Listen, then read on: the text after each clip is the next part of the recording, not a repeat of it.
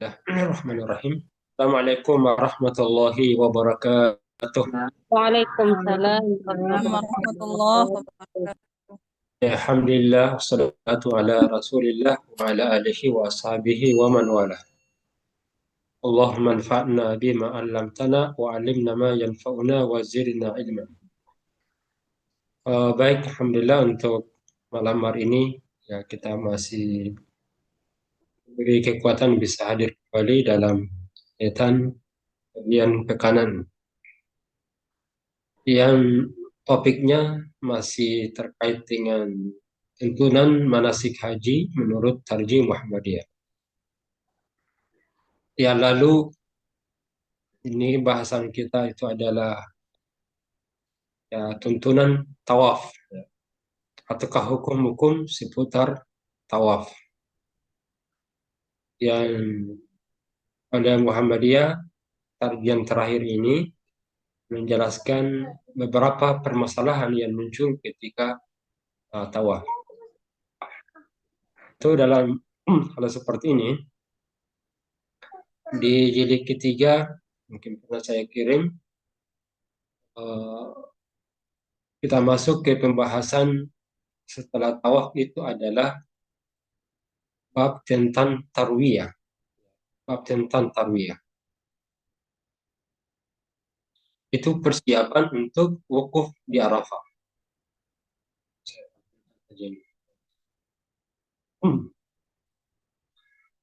Di bahasan selanjutnya, saya langsung ke jilid 3, kan ini merupakan penjabaran bahwa dalam konteks ibadah haji, jadi tarwiyah itu adalah suatu prosesi ibadah haji yang dilakukan oleh Nabi tanggal 8 Zulhijjah. Di saat salah satu yang dilakukan adalah mengumpulkan perbekalan utamanya air. Jadi tarwiyah itu dilakukan calon haji dengan cara meninggalkan Mekah menuju Mina. Itu pada hari 8 Zulhijjah. Jadi ini disebut dengan miqat zamani. Jadi sebelum wukuf di Arafah, ya pada tanggal 9, di mana kaum muslimin bersiap-siap untuk masuki Arafah. Nah, persiapan diri itulah dengan berbekal disebut dengan tarwiyah. Ya. Dengan berpakaian ihram dan berniat untuk menunaikan ibadah haji. Nah, di mana mereka menunaikan salat zuhur, asar, maghrib, isya. Apa hukum tarwiyah? Jadi mendatangi Mina, artinya singgah di Mina sebelum masuk ke Arafah.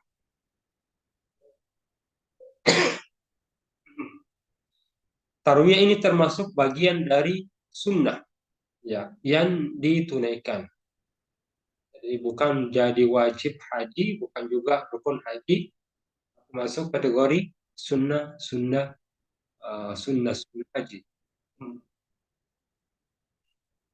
Ya, di mana dalilnya itu? Falamma kana yaumut tarwiyah tawajjahu ila Mina fa ahlu bil haji wa raqiba Rasulullah sallallahu alaihi wasallam. Fa shalla biha zuhur wal asar.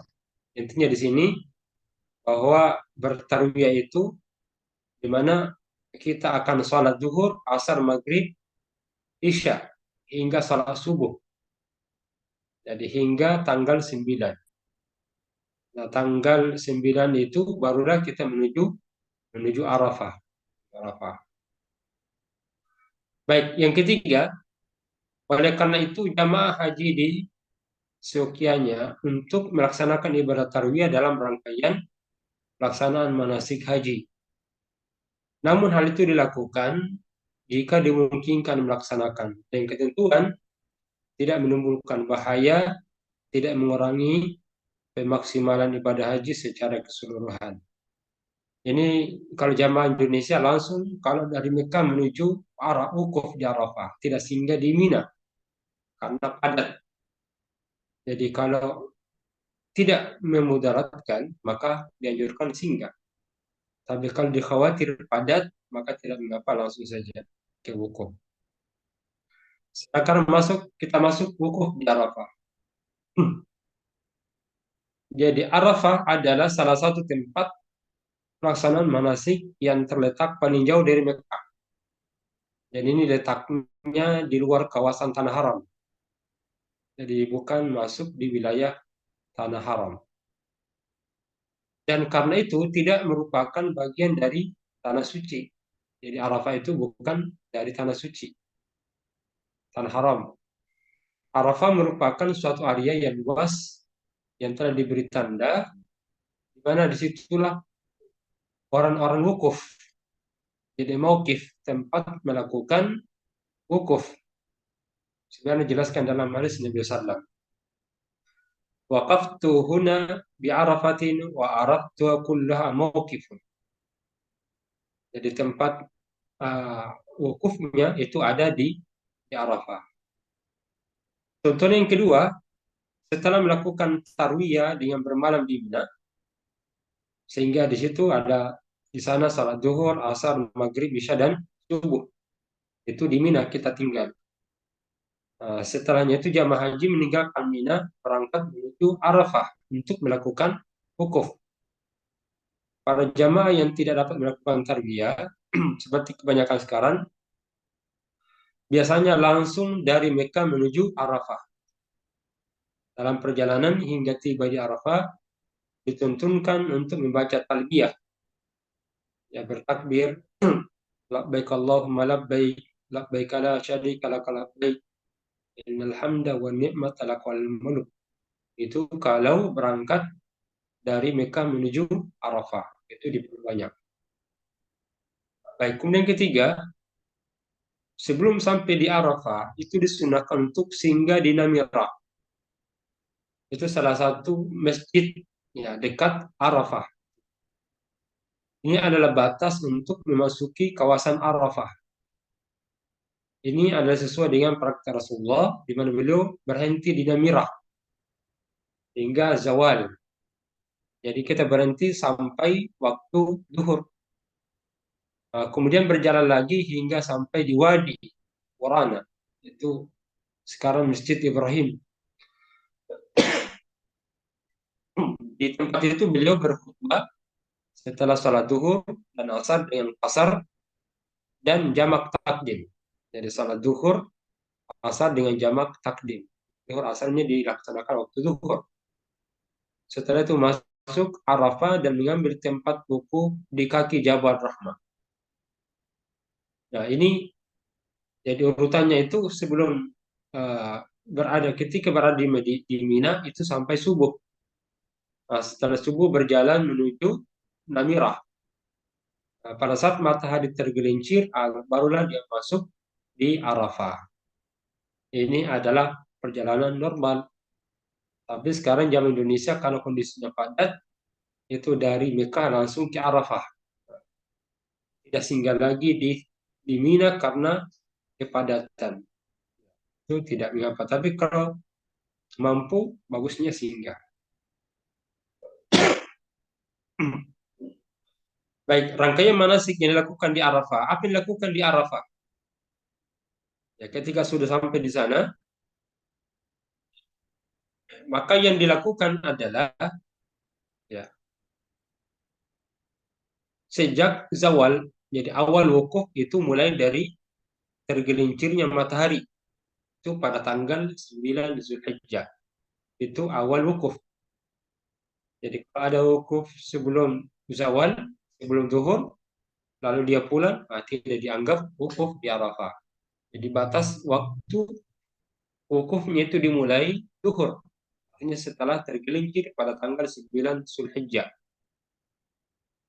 Sebelum fajar hari nahar. Nah, orang yang sampai di Arafah itu melakukan wukuf hingga terbenam matahari sore itu dan kemudian meninggalkan Arafah menuju Musdalifah. Jadi batas wukuf itu mulai tergelincir sampai dengan terbenam. Tidak boleh lepas lewat dari situ. Jadi harus berada pada posisi. Ya. Tapi kalau ada yang terlambat masuk, ya tetap sah. Yang penting ketika meninggalkan wukuf itu adalah di waktu sore. Nah, waktu tergelincir menuju Musdalifah. Jadi kalau yang idealnya pas tergelincir masuk Arafah, pas terbenam keluar Arafah. Tapi kalau misalnya ada yang terlambat, ada yang sakit, ya minimal dia berada di situ sesaat, berada pada ya, saat sebelum terbenam matahari. Oleh karena suatu dan lain sebab problem transportasi, kepadatan lalu lintas, halangan lainnya baru bisa sampai di Arafah, maka setelah hari Arafah terbenam melakukan wukuf secukupnya, kemudian meninggalkan Arafah berangkat menuju Musdalifah. Jadi orang yang baru bisa tiba di Arafah beberapa saat sebelum terbit fajar melakukan wukuf sebelum sebentar. Jadi sebentar kemudian berangkat ke Musdalifah. Apabila ada yang tidak dapat melakukan wukuf sebelum fajar, maka hajinya belum terpenuhi. Artinya dia belum melaksanakan haji. Ya. Nah, ibadah yang dilakukan di Arafah setelah mulai wukuf adalah apa isinya ketika kita wukuf di Arafah? Khutbah Arafah. Dia lakukan sholat duhur asar. Jadi khutbah dulu, baru laksanakan sholat duhur dan asar. Dengan jamak kasar dan takdim. Jamak takdim kasar. Satu kali azan, dua iqamat bagi yang tidak dapat berhenti di Namirah.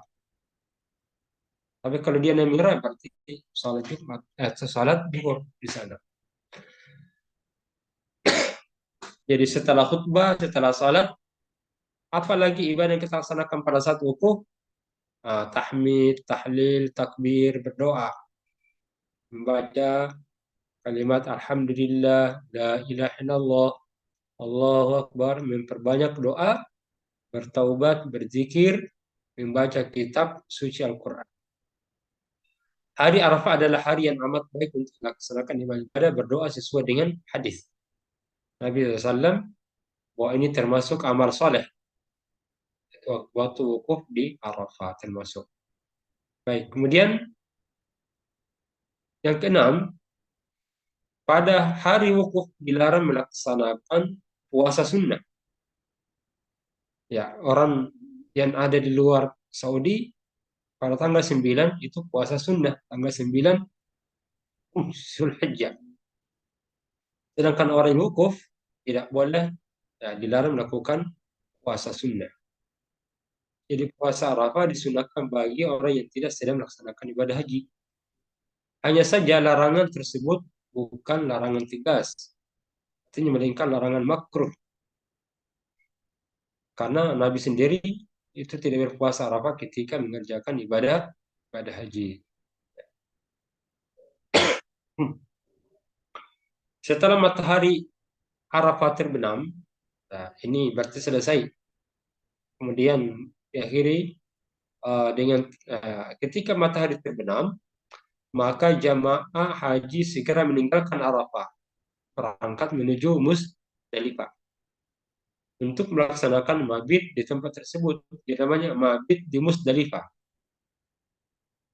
Jadi di mana kita salat maghrib dan isya, itu dilakukan di Musdalifah secara kasar dan jamak takhir. Sebab kalau maghrib sudah lambat perjalanan, jadi bisa di jamak takhir. Jadi yang ada di Musdalifah. Jadi berangkat setelah terbenam matahari menuju Musdalifah. Ya, mungkin jaraknya dekat hanya saja karena padat, terlambat datang biasanya. Baik, jadi jamaah yang tidak dapat segera meninggalkan Arafah karena problem keterlambatan transportasi dan harus menunggu di Arafah dapat melaksanakan salat maghrib dan isya secara kasar dan jamak di Arafah. Jadi, karena mungkin ada saja keterlambatan sehingga tidak bisa bersegera meninggalkan Arafah, maka boleh dia berada di Arafah dan melaksanakan sholat maghrib dan isya. Nanti dijamak kasar dan dijamak takdim. Ya. setelah ada kendaraan berangkat menuju Musdalifah. Tapi di Musdalifah apa yang dilakukan di sana? Di Musdalifah itu adalah tempat orang Araf, orang tempat antara Arafah dan Mina. Jadi dia antara Arafah dan Mina. Jadi Musdalifah juga dengan nama jamak karena di tempat itu jamaah haji berkumpul sejenak untuk istirahat sebelum menuju Mina. Jadi Musdalifah itu biasa juga dinamai dengan Masy'aril Haram karena dia merupakan tempat untuk manasik haji masy'ar, di mana jamaah haji masih dalam keadaan berpakaian ihram. Selama perjalanan ibadah di Musdalifah, apa yang dilaksanakan? Selama perjalanan menuju Musdalifah dituntunkan untuk membaca talbiyah. Jadi berdoa selama mabit salat maghrib dan isya ditunaikan secara jamak takhir dan qasar. Istirahat tidur dilakukan hingga waktu fajar. Boleh menginap kalau memungkinkan. Tapi karena padat, biasanya tidak diberi kesempatan untuk istirahat di Musdalifah. Nah, sementara untuk yang berhalangan diperkenankan berhenti sejenak di Musdalifah dengan tetap di kendaraan atau turun dari kendaraan.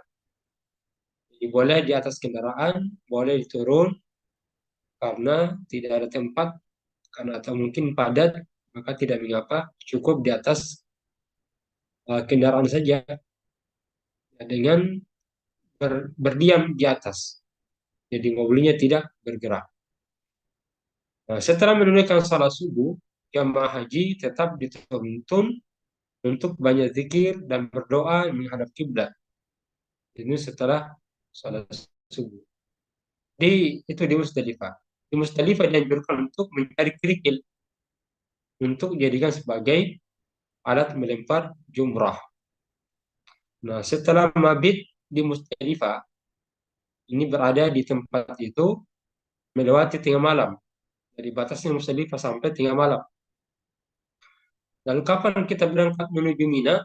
Nah, ini baru menuju Mina. Selama dalam perjalanan tetap dituntunkan talbiyah. Jadi kalau menurut sunnah di Arafah mulai dari tergelincir matahari hingga terbenam. Terbenam matahari menuju Musdalifah hingga tengah malam. Nah, kalau sudah lewat tengah malam, maka bergerak menuju Mina. Bergerak menuju Mina. Nah, apa yang dilakukan di Mina? Nah, itu pada tanggal 10 Zulhijjah. Yang pertama dilakukan adalah melempar jumrah akabah. Itu sebanyak 7 kali saja. Ya, 7 kali lemparan menggunakan batu kerikil. Nah, itu setelah di tengah malam, ya, tengah malam menuju Mina pada tanggal 10. Saat melempar jumrah, jadi jika memungkinkan Ka'bah berada sebelah kiri si haji. Jadi memposisikan Ka'bah itu berada di sisi kiri. Ya. Setiap kali batu kerikil dilemparkan diucapkan Allahu Akbar dan berdoa Allahumma ja'alhu hajja. Jadi saat melempar itu Allahu Akbar. Kita berdoa dengan Allahumma ja'alhu hajja. Ya Allah, jadikanlah itu sebagai haji yang mabrur, wa dzanban maghfura, dan dosa yang terampuni. Setelah selesai melempar jumrah, jadi takbir, talbiyah pun dihentikan. Jadi jumrah itu tanda akhir dari talbiyah. Itu di jumrah akabah. Ya, yang menunaikan haji kiran dan tamattu segera melaksanakan pembayaran dam dengan menyembelih hewan. Jadi kalau penyembelihan hewan kurban itu hewan namanya dam, ya, dilaksanakan ya segera, lakukan segera. Setelah dilakukan penyembelihan dam, lakukanlah tahallul awal, yaitu mencukur atau memotong rambut. Itu kalau yang sudah melempar jumrah akabah. Jadi bisa tahallul, tapi tahallul awal namanya. Jadi tahallul awal itu dilakukan setelah melempar jumrah akabah dengan tahallul, maka seluruh larangan ihram telah lepas dan dibebaskan kembali kecuali melakukan hubungan suami istri. Itu kalau sebelum tahallul yang kedua. Tapi kalau sudah tahallul pertama, maka semuanya boleh kecuali berhubungan dengan istri.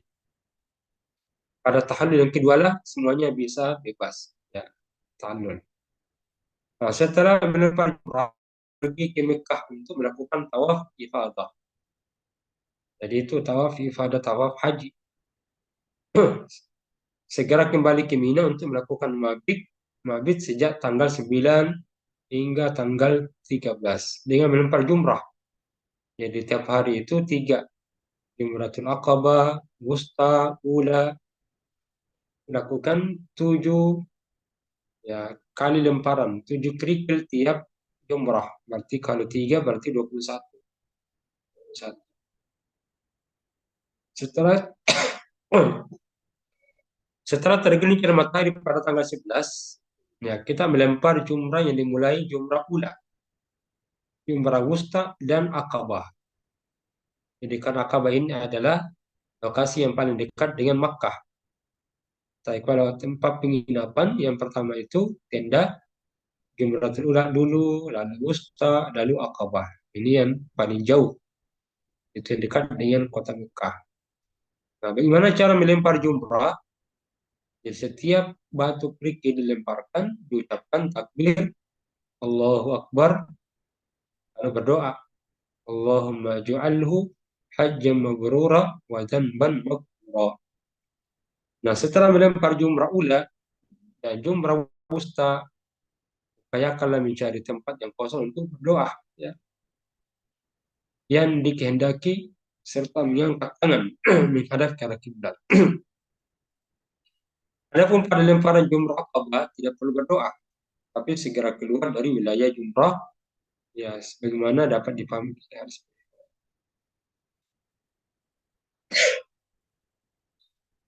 Kemudian melempar ketiga, jumrah diulangi pada tanggal 12 dan 13. Itu jumlahnya masing-masing 7 lemparan. Berarti kalau 3 berarti 21.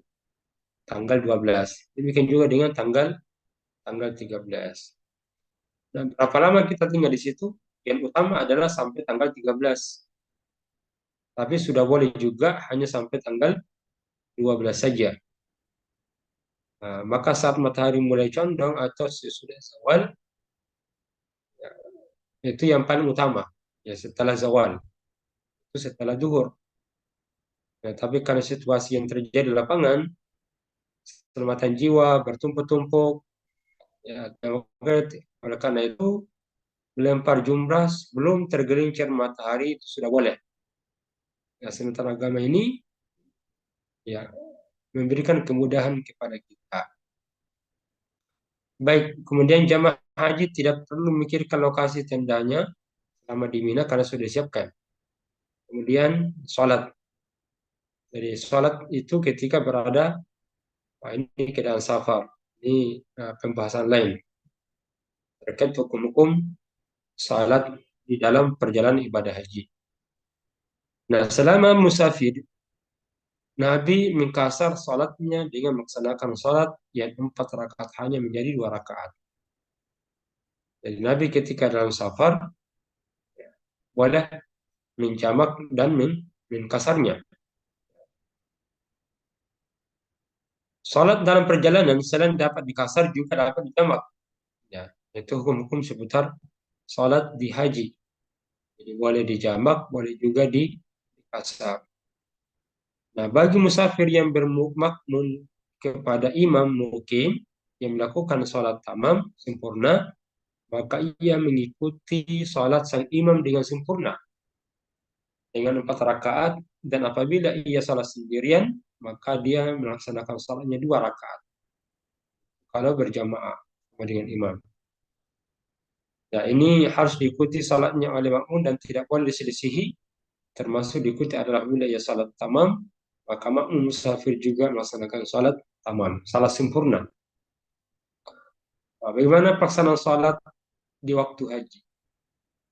Nah, perjalanan haji termasuk salah satu macam perjalanan umumnya.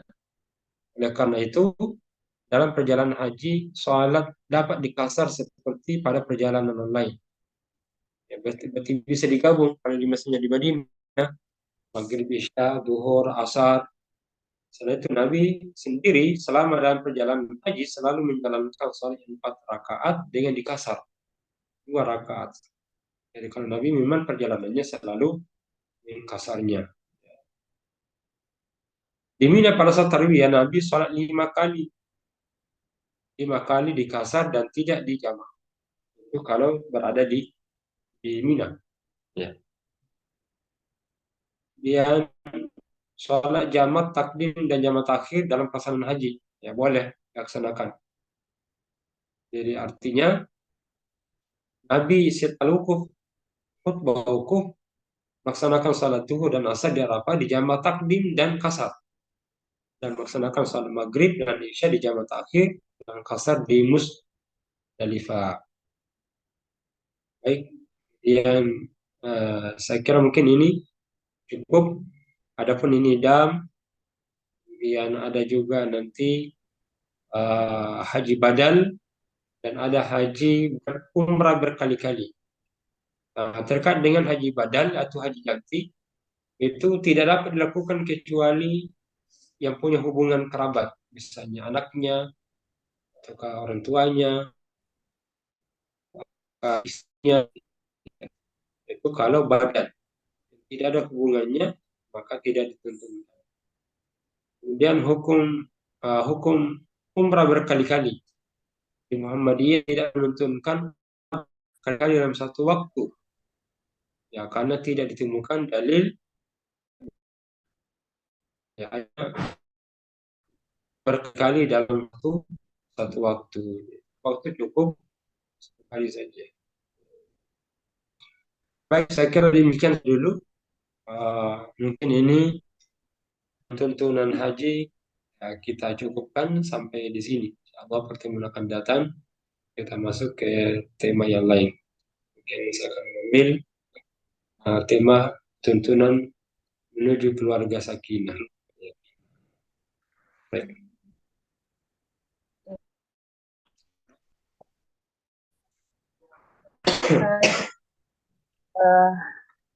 Cukup uh, banyak yang dijelaskan oleh Ustadz dari perjalanan dari 8 Zulhijjah Ustadz sampai 13 ini proses perjalanan yang begitu panjang yang kemudian kalau ada yang bisa saya tangkap ada skema yang kemudian mungkin bisa saya ulang kembali itu dari Tarwiyah itu dilakukan di 8 Zulhijjah itu kita mohon diluruskan Ustaz kalau saya keliru dari catatan-catatan saya itu dari kita meninggalkan Megah menuju Mina itu bermalam Ustaz ya dari duhur sampai subuh kemudian di 9 Zulhijjah kemudian kita menuju Arafah banyak hal yang dilakukan di situ wukuf di Arafah di waktu duhur apa yang kita lakukan di Arafah juga tadi sempat saya dengar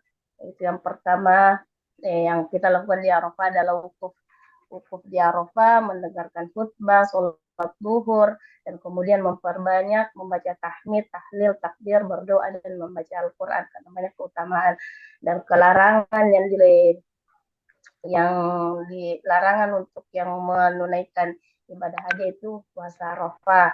Kemudian menuju di tanggal 10 itu menuju Musdalifah, tempatnya antara Arafah dan Mina. Itu kita melempar jumrah dan itu dilakukan sampai tanggal 13.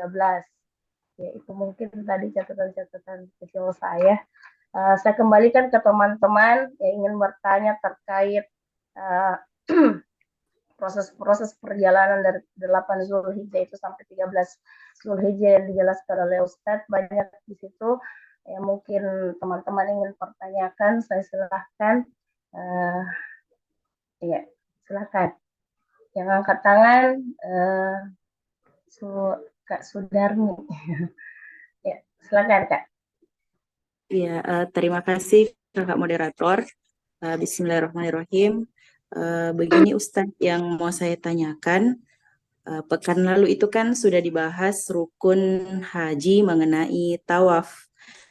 Kemudian di HPT itu setelah tawaf ada pembahasan sa'i gitu.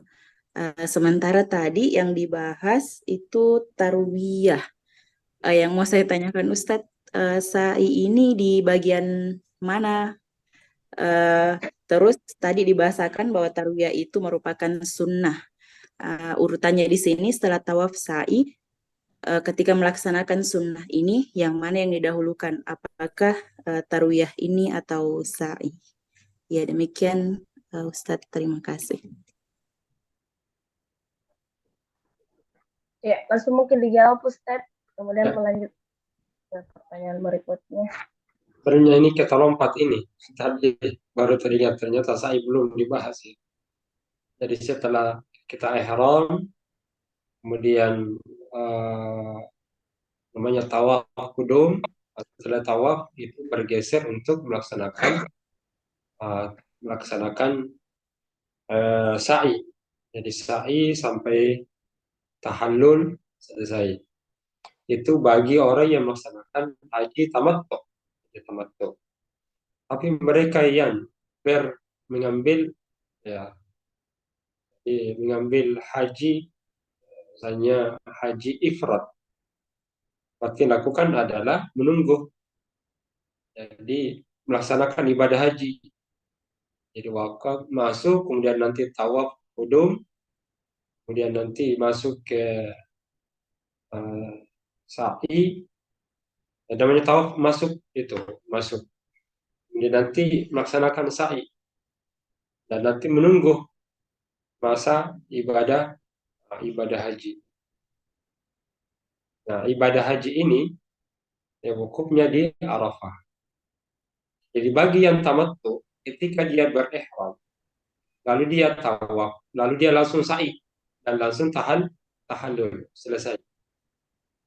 Dan kemudian menunggu hingga waktu tarwiyah. Waktu tarwiyah itu adalah mengambil miqat dari pondok masing-masing atau ke hotel penginap masing-masing. Nah, itulah dia masuk. Jadi dia masuk ke Mina. Itulah hari tarwiyah tadi tanggal 8. Besok tanggal 9. Itu bagi yang mengambil haji tamattu. Kalau dia wukuf, kemudian dia tawaf ifadah, setelah ifadah melaksanakan, ya, setelah tawaf itu kembali ya, sa'i, ya, setelah sa'i kembali lagi, uh, kemudian dia tahallul, ya, setelah sa'i tahallul, namanya tahallul awal, tahallul asani. Nah, Jamratul Aqabah itu boleh membuka pakaian kecuali berhubungan dengan istri, tahallul. Lalu kembali untuk melaksanakan tawaf ifadah dan sa'i. Nah, setelah sa'i, itulah dia melaksanakan tahallul asani. Jadi sa'i itu dilaksanakan setelah ya tawaf ifadah. Lalu bertahallul, untuk menyelesaikan ibadah hajinya. Nah, sedangkan kiran kan ada 3 jenis haji itu. Ada tamattu, ada kiran, kemudian ada ifrat. Nah, masing-masing itu ada tata cara pelaksanaannya. Kalau kiran menggabungkan 2 niat, labbaika hajjan wa umrah. Terus dalam satu perjalanan, ya, itu sudah 2 niatnya. Niat untuk berumrah dan juga niat untuk berhaji. Jadi sama-sama dilaksanakan, ya, tapi tidak melepaskan pakaian. Jadi tetap dia tawaf, dia sa'i, lalu menunggu waktu untuk berwukuf di Arafah, haji kiran. Kalau haji ifrad melaksanakan ibadah haji saja dulu, lalu setelah ibadah haji dia melaksanakan umrah, ya umrah. Sedangkan kalau tamattu umrah dulu kemudian berhaji.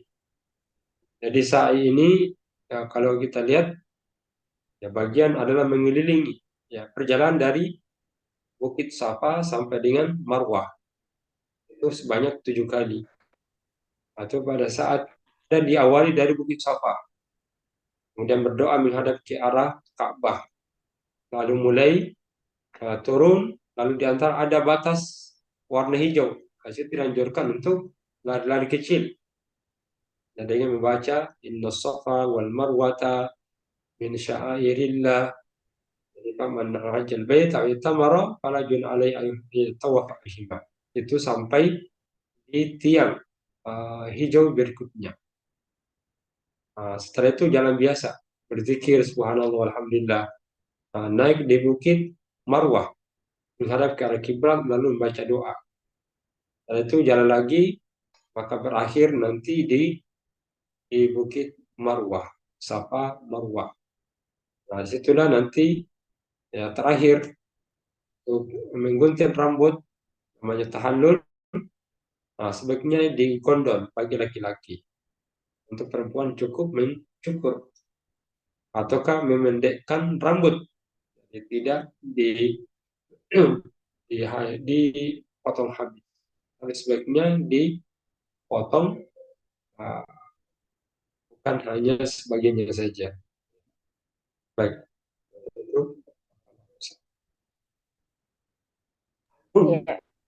Ya, Dan ya, demikian tadi mungkin masih ada yang perlu diperjelas yang Kak Sudarmi. Ya, alhamdulillah cukup. Terima kasih banyak Ustadz moderator. ya, memang lewat kini. Saat itu belum terbahas. Jadi saya ini Ustadz di tanggal berapa ini? Masih di 8 Zulhijjah. Saat tergantung, jadi kalau dia berhaji tamattu maka dilaksanakannya sa'i selesai. Tapi kalau dia adalah ya, nanti kalau dia haji ifrad, yang awali pertama adalah ya, berihram. Lalu dia masuk untuk bertawaf, tawaf qudum, itu masuk sunnah. Setelah tawaf maka dilakukan adalah menunggu. Jadi menunggu untuk masa tarwiyah. Setelah tarwiyah lalu bersiap-siap untuk menuju Arafah atau Mina, Arafah, itu tawaf ifadah, kemudian sa'i. Ya, pada saat itulah dia bertahallul, maka sudah menjadi haji, artinya sudah bertahallul yang kedua. Jadi baru kembali untuk menyempurnakan jumrah Aqabah. Dilaksanakan rangkaiannya dengan ifadah dan sa'i dan tahallul. Tahallulnya di situ, ya. Tentu kembali. Nah, tahallul pertama tadi kemarin pada saat jumrah Aqabah. Itu sudah tahallul, boleh melepaskan kain ihramnya. Tetapi belum bisa melakukan yang lebih karena belum tahallul ats-tsani. Nah, itu pada hari selanjutnya setelah itu jumrah Aqabah, lalu untuk melaksanakan tawaf ifadah dan masuk sa'i dan tahallul. Masa itu kembali, makanya orang yang jumrah melemparkan jumrah di Mina seperti pakaian biasa saja.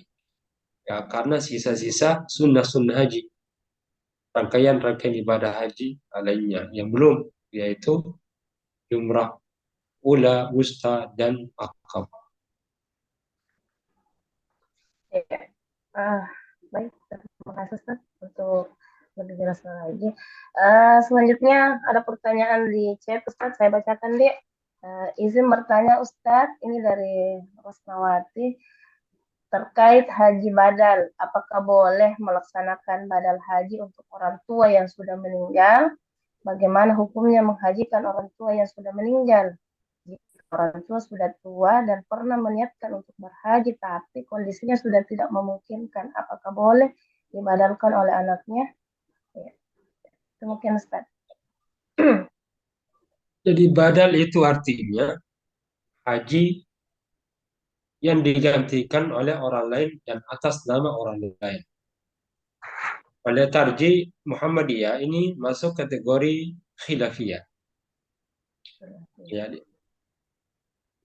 yang pertama ada yang membolehkan dan tarjih juga membolehkan pengganti digantikan oleh orang lain. Tapi itu yang punya hubungan kerabat, anaknya, ya. Jadi anaknya yang atau ke ahli warisnya dan bisa juga bapaknya. Jadi kan ini adalah ibadah haji masuk mahadah, maka kita mengambil tuntunan. Yang kedua, haji ini terkait dengan ibadah fisik dan ibadah madiyah. Jadi ada harta juga, ada juga fisik, yaitu lempar jumrah, kemudian sa'i. Kalau digantikan orang lain, bukan dia yang rasakan, tapi orang lain. Sehingga kalau haji itu digantikan, bisa saja. Yang penting yang melakukan adalah ahli waris anaknya. Dan kalau tidak ada hubungannya keluarganya, maka tidak dianjurkan untuk menggantikan. Walaupun sebagian ulama lain membolehkan. Seperti yang terjadi di Saudi Arabia, jadi banyak mahasiswa yang membadalkan orang lain. Pada tarjih, haji badal itu haji pengganti boleh kalau ada hubungan keluarga seperti bapaknya, boleh dihajikan oleh anaknya, ya, atau pamannya, boleh dihajikan oleh anaknya atau saudaranya. Tapi yang tidak ada hubungan tidak dituntunkan. Walaupun sekali lagi sebagian ahli fikih membolehkan. Baik.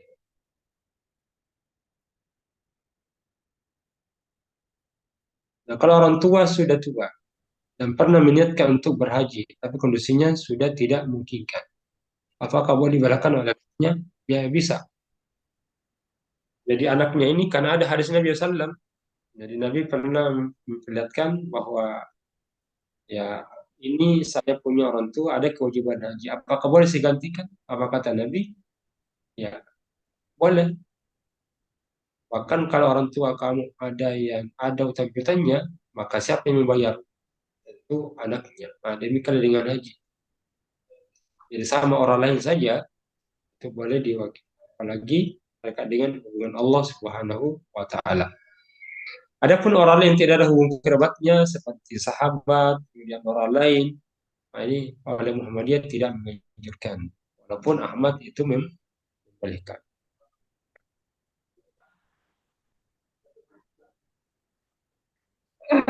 Ya, jadi dibolehkan Ustaz ya, tapi ahli waris. Ya. Ya. Sama juga yang Selanjutnya, kedua. ya, pertanyaan ketiga ini dari Ibu Ketua. Ini ada bertanya, ini kakak saya terdaftar untuk melaksanakan umroh, namun kadarullah beliau meninggal beberapa bulan yang lalu. Apakah umrohnya bisa diwakilkan ke anaknya dan diniatkan oleh anaknya tersebut untuk ibunya? Iya. Ya, yang seperti ini boleh diumrahkan oleh anaknya. Apalagi sudah berniat, mungkin sudah bayar, maka bisa dilanjutkan oleh anaknya karena itu anaknya bagian dari orang tuanya. Walaysa lilisani illa ma sa'a. Seorang itu akan diperoleh pahalanya dari apa yang diusahakan. Yang kedua, adanya nas bahwa Nabi pun ditanya bagaimana apakah saya ini orang tua saya ada izin, ada utang haji, apakah boleh saya gantikan? Maka dia menyatakan iya, hajikan dia atas nama dia.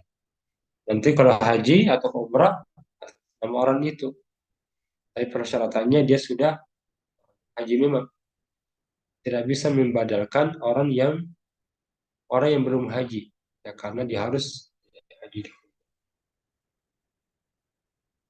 Ya, Allah alam.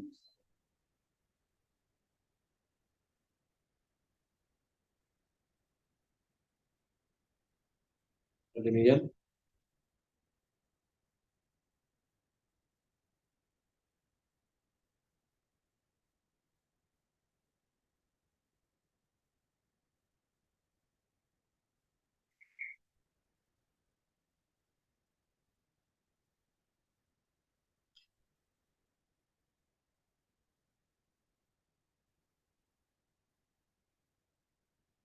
Nah, moderator,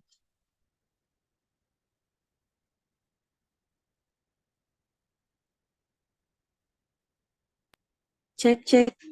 Moderator. Kakak moderator, masih ada Juki? Ke WC katanya. Lagi ke belakang Ki sebentar Kak. Ya, baik teman-teman, mungkin kita lanjut saja karena Yunda moderator ke WC sebentar. Mungkin masih ada pertanyaan, masih ada waktu sedikit. Silahkan.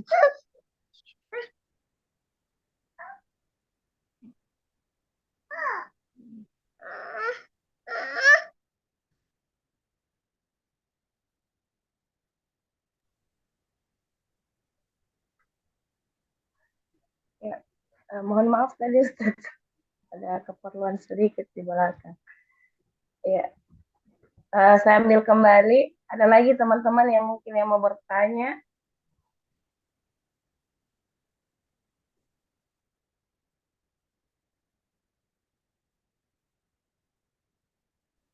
Ya, saya Ustaz sedikit ini tadi menarik tentang dibolehkan dan diupayakan. Ini ketika kita tarwiyah yang meninggalkan Mekah menuju Madinah yang bermalam sebelum kita ke Arafah itu singgah ke Masjid Ibrahim Namirah. Apa yang menjadi keistimewaan sehingga kita dianjurkan sana Ustaz? Iya. Namira, ya masjid yang ada perbatasan. Jadi karena awal sebelum masuk ke Arafah, kan batas awal Arafah itu wukuf di Arafah adalah tergelincirnya matahari. Oleh karena itu, karena situ adalah masjid Nabi, ya masjid, maka sebaiknya tinggal di situ. Jadi persiapan dari perjalanan jalan kaki dari Mina menuju Arafah. Nah, sebelum masuk kan sholat duhur dulu. Nah, sholat duhur dilaksanakan di masjid. Masjid itu adalah Masjid Ibrahim atau Masjid Namirah. Nah, sehingga kalau sudah selesai, ya maka masuk. Jadi sebenarnya itu adalah titik awal karena memang sudah masuk waktu salat. Ya, karena masuk di Arafah itu adalah saat matahari tergelincir. Nah, tentu untuk mengawalinya itu karena sudah masuk waktu duhur, maka laksanakan duhur. Dan sebaik-baik tempat itu adalah Masjid Maka singgah. Ya sebenarnya tidak ada yang istimewa, tapi kan itulah masjid, maka dituntaskan salatnya dulu sebelum bergeser ke Arafah. Baik, ini adalah rukun yang kelima ya. Dalam pemahaman kita bahwa setiap hal yang dijadikan sebagai rukun, maka itu punya keistimewaan, keutamaan. Sebagaimana iman itu bercabang-cabang dan iman itu punya pokok.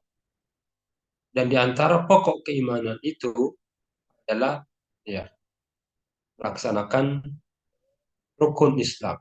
Dan dari antara rukun Islam itu adalah ibadah haji.